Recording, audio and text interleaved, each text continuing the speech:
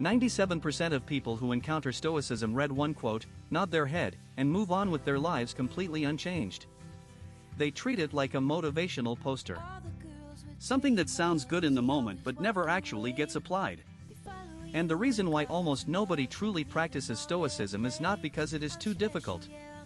It is because they never understood what it actually is. In the next 10 minutes, you are going to discover the real philosophy behind Stoicism, where it came from, what its core principles actually demand from you, and how ordinary people have used it to completely transform the way they handle pressure, failure, relationships, and success.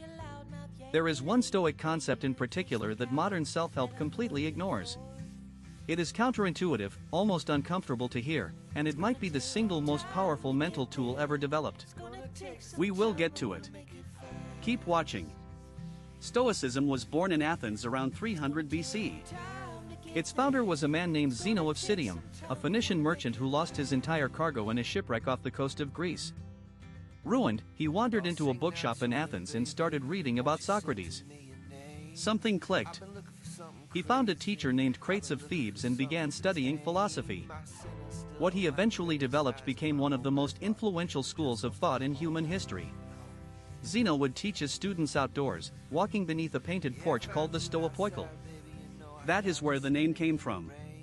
Stoics, the people of the porch. The philosophy spread quickly through the Greek and Roman world. It was not just an academic exercise for scholars. Stoicism attracted generals, emperors, and enslaved people alike. Marcus Aurelius, who ruled the Roman Empire at its height, wrote his personal Stoic reflections in a private journal that we now call Meditations. Epictetus, born into slavery, became one of the most quoted philosophers in history. Seneca, a wealthy statesman, wrote letters about how to live and die well. 3 very different lives. 1 shared philosophy. That range alone tells you something important about what Stoicism offers.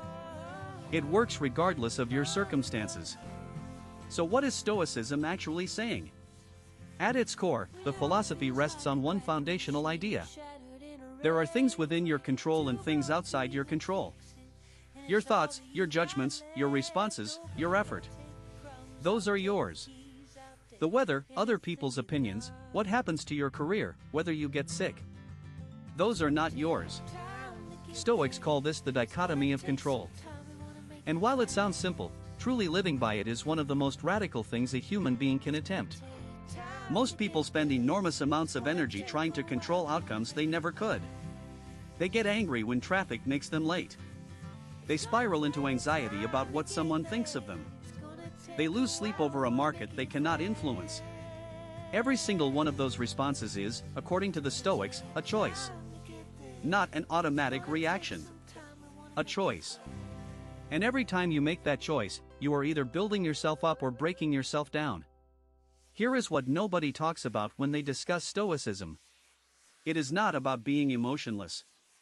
That is the most common misconception, and it kills people's ability to practice it correctly. The Stoics were not trying to eliminate emotion. They were trying to eliminate what they called passions, which in their framework meant irrational, unconsidered reactions that distort your judgment. They had a word for the ideal emotional state. Apatheia. Not apathy in the modern sense. It meant freedom from destructive emotional disturbance. You could still feel love, joy, connection, and grief. You just would not be enslaved by those feelings. Marcus Aurelius lost multiple children during his lifetime. He grieved. He wrote about pain and loss with real feeling. But he never let grief become paralysis. That is the distinction.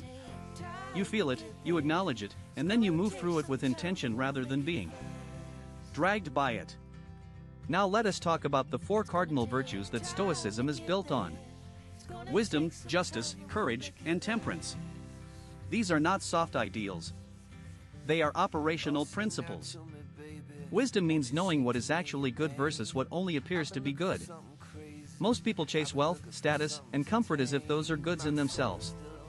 Stoics say those are preferred indifference. Nice to have, but not what makes a life worth living. Justice means acting fairly toward others in every interaction, not because it benefits you, but because it is the right way to live. Courage means doing what is correct even when it is frightening. And temperance means exercising restraint and self-discipline across every domain of your life. When you combine those four virtues into a daily practice, something begins to shift. Small irritations stop ruining your day. Setbacks become information rather than catastrophes. You stop needing external validation to feel secure. This is not theory.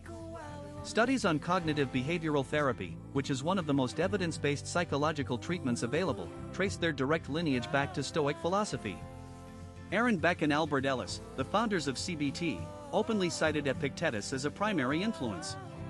The idea that your thoughts shape your emotional experience is Stoicism applied to clinical psychology. One of the most powerful Stoic exercises is called negative visualization. This is the counterintuitive concept I mentioned at the beginning. Instead of visualizing success, which modern productivity culture endlessly promotes, Stoics deliberately imagine losing the things they value most. Imagine your relationship ending. Imagine losing your job. Imagine your health declining. Not to cause despair, but to generate genuine appreciation for what you already have and to build psychological resilience before those losses actually occur. Research from the field of positive psychology has confirmed this.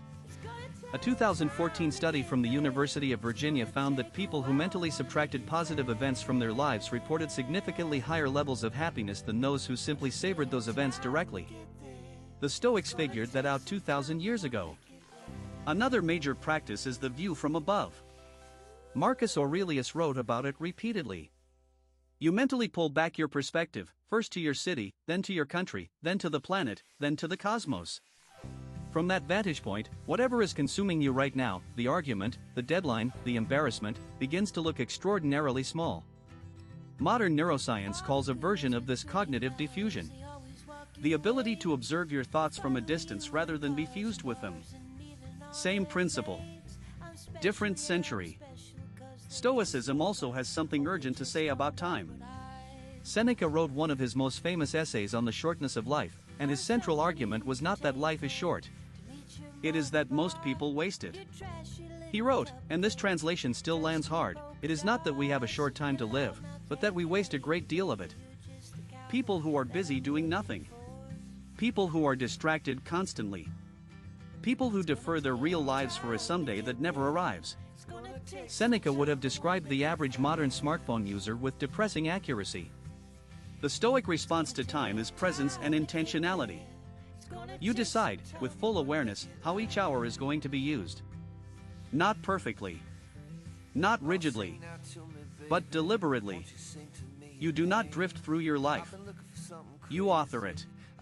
Now the question people always ask is whether Stoicism actually works in modern life. The evidence says yes, overwhelmingly.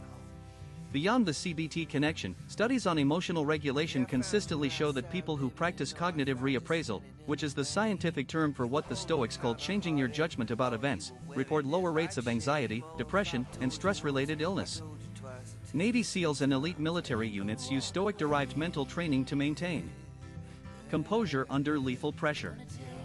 Business leaders from Tim Ferriss to Ryan Holiday have written extensively about Stoicism as a practical operating system for navigating uncertainty. The philosophy does not promise that life will become easy. It promises something far more valuable: that you will become harder to break. The core transformation Stoicism offers is this. You stop being a passive recipient of whatever life throws at you and start becoming someone who responds rather than reacts. Someone whose inner world is not hostage to external events. That shift, from reaction to response, from chaos to clarity, is what the Stoics called living according to nature. Before you go, if you learned something valuable today, hit that like button right now. Subscribe to Get Up Life for a brand new video every single day. We will see you in the next one.